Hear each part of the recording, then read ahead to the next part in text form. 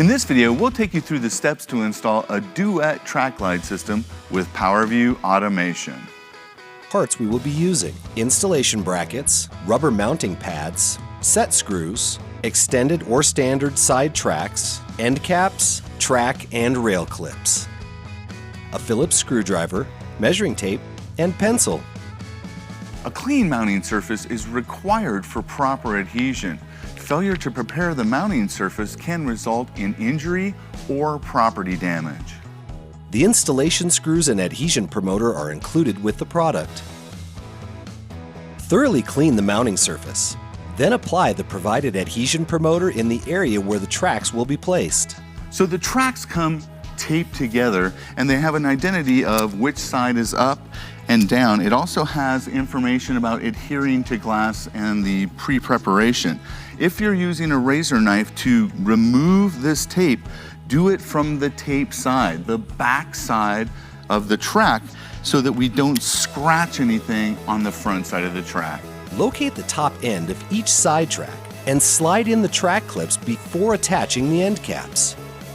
For extended side tracks, ensure the correct end of the track is facing up before installing. Without removing the adhesive backing, test fit the side tracks and check to ensure both tracks are true vertical using a level. Determine the length of the side track and mount the rail into a position that allows the headrail to be installed above the trim. The Duette common headrail is 2 inches tall. Mounting the shade 2 inches above the window opening will provide the most desired look from the outside of the home.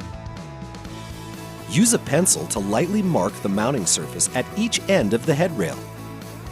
Line up the tracks on the marks made.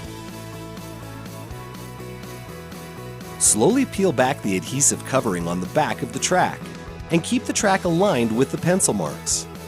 Apply pressure at every point along the track to activate the adhesive. The adhesive reaches full strength in 24 hours. Repeat for the other side.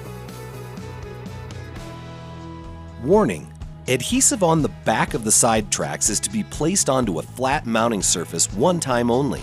Do not attempt to remove and reapply the side tracks. The adhesive will not provide full mounting strength once removed and reapplied.